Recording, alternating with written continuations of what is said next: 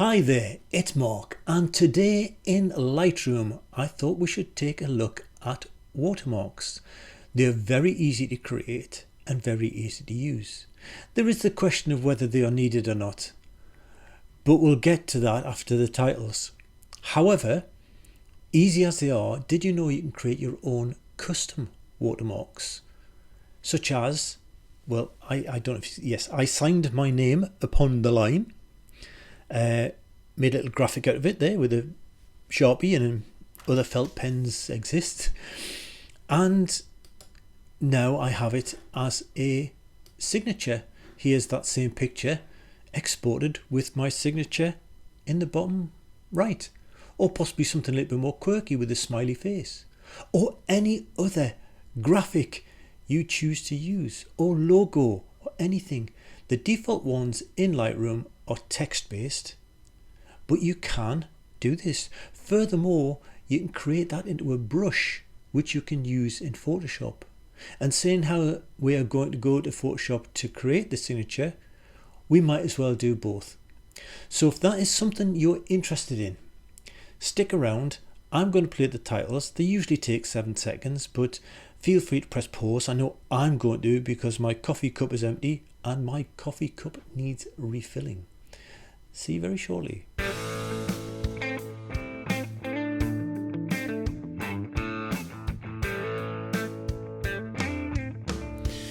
Have you got your coffee? Did you get a biscuit? You didn't get a biscuit? Go and get a biscuit. I got a biscuit.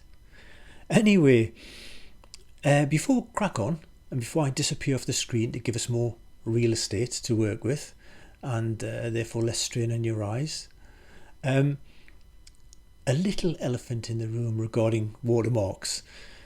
Now, in some quarters, people see watermarks as pointless. Why bother putting them on?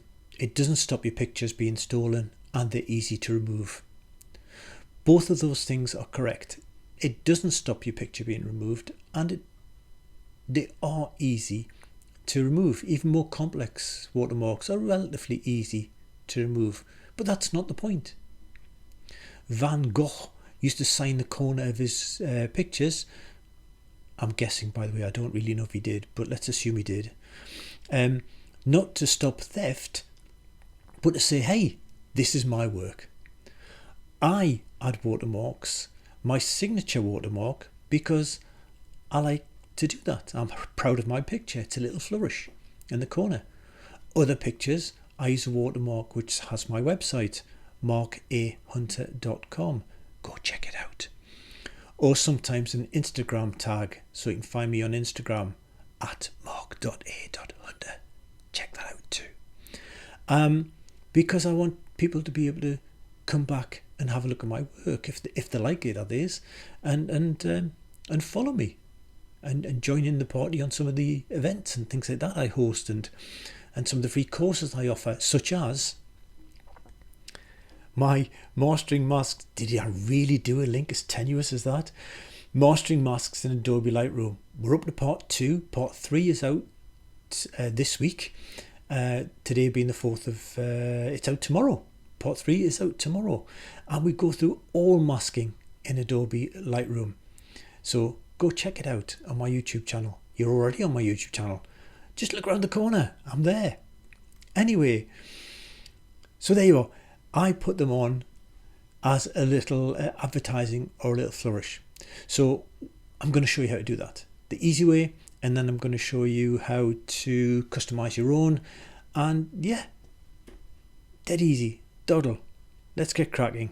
I'm away. He's gone. Here is my signature. You saw it in the introduction, written on a piece of paper. I scanned it in. I could have photographed it with my phone or my camera and uploaded it to my PC. Either way, here it is. We're going to process this in Photoshop, and that's a one-off thing. You don't have to do this again. You can use it as many times as you like as a signature, but you only have to do this first bit once. Now, this could be written like that. You could have other graphics on or whatever. Let's go and drop that into Photoshop. And I'll make it just a little bit bigger. Okay, we need this to be a transparent picture. So I'm going to make a copy of this first. So while I'm on my background, I'm going to go Command or Control J. Command J on a Mac, Control J on a PC, and switch that off. On this layer, I'm going to click on under Quick Actions, Remove Background. There we go. It's currently black. I want it white to use in Lightroom, or perhaps I wanted different colors. Let's make this white and the option to change colors. So I'm now going to click on my adjustments here, and I'm going to add a solid color adjustment layer, and I'm going to put that layer at white. Now if I have my cursor between the layers and I hold my Alt key down on a PC or my Option key on a Mac, it changes to that, which is called a clipping mask, but that's neither here nor there. It changes to that is the important part, and you click it. And now that colour will go through and will only show in this outline. So now I have a white signature. That's what I want for now. So let's export this. It has to be exported as a transparency, and it is currently transparent. These little checking marks are just a visualization to say it's transparent, because what else would they do? White? Well, it could be genuinely white. Now this is probably too big as well, so I'm going to change the size of this image just for now. It's 1000 pixels. 500 will still be big, but it's a more manageable size. Okay, I'll make that a little bit bigger, even though it doesn't matter because it's only on screen. And what we do now is export this. Export as. So that's File, Export, Export as. And we want it as a PNG. We want it as a transparency. Now that is important. Let's give it a name and a place. You can choose wherever you want. I happen to put mine under my Lightroom folder, so I can always find it in association with Lightroom, and I'm going to call this one Mark H. Sig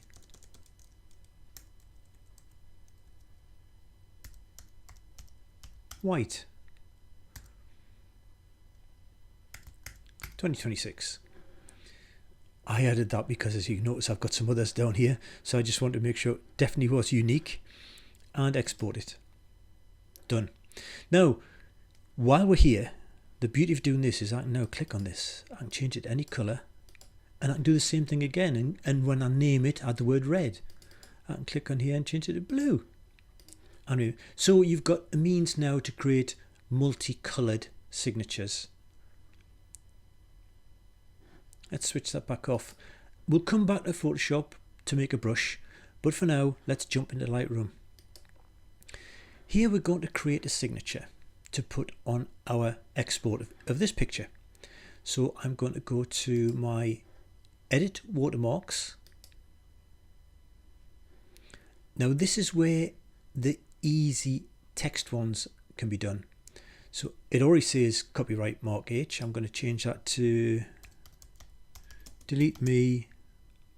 I am not a good watermark. And I'm going to put it using this grid here, right smack bang in the middle, and I am going to make it bigger. Save, and I'm going to call this delete me soon. Okay, not really bad, but I'm going to use it. So export, export, and in here I'm going to choose delete me soon. Export it, and let's go and have a look at that. So I have mine under Mark Pictures Export. There it is. There you are. What a lovely watermark. Okay, let's do a more meaningful text-based one. So we'll go Edit Watermarks. This time I'm going to put I don't know, www.markahunter.com, and I can choose to have that bottom left, bottom right, top left, top right, at the side, in which case I can rotate it. I can put it to the other side, and perhaps I want to rotate it back the other way. So you've got lots of placements. Let's put it bottom left, rotate it. Now I don't want it against the side, so I can actually indent that from the bottom going up and from the side coming in. I can change the opacity of that. I can change the color of that. So although I mentioned color for the custom ones, it's because they're graphics. That's why you have to set the color first. But if it's just textual ones, you can set the color now. There you are. And I will just save that, and I'll call it www yellow bottom left. Oh, can't spell yellow, dear me. Did I have a coffee? Create, and let's export this again. Export.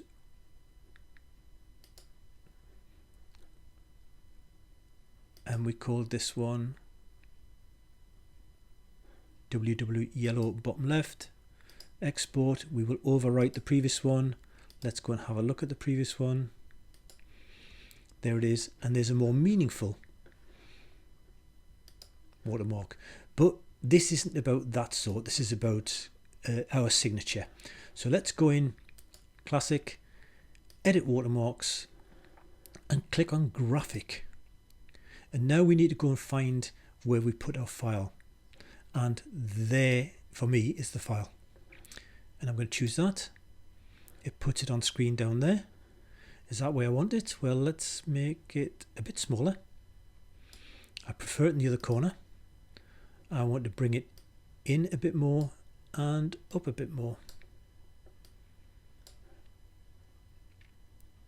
Oh, let's take it up a little bit more. There. And save. This time I'm going to call it Mark H Sig bottom left white, because I might have bottom left black, bottom left red. I might have, did I say bottom left? It's clearly the bottom right, but you could also do one bottom left and so on. Great. Now let's export this again.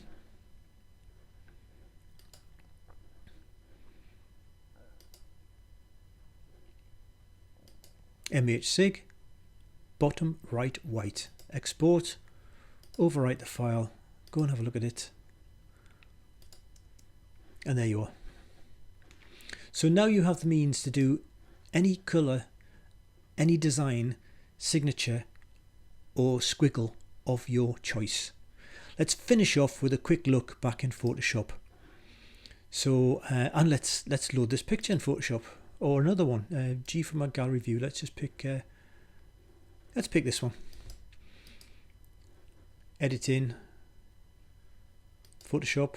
Incidentally, this was one of the pictures in my Lightroom masking course. Notwithstanding that, let's create a brush. Here is our transparency still. I'm just going to press C for my crop tool, and I'm just going to crop this in really tight.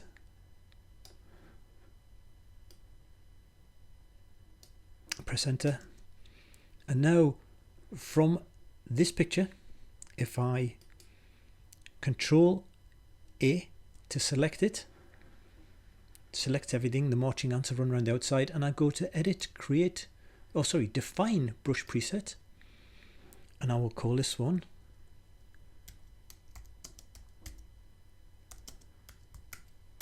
just so it's unique, because I know I actually have got other signatures with my initials on, so that just makes it unique. Click OK, and now you can see it's not only created the brush, it's preloaded it for us. So let's go to this picture here, and there's our brush. So I can now change whatever colour I want and put the brush in there. Actually, on this particular picture, what I'd probably do is, once I'd chosen my brush, which is there, I would sample a colour that is in here.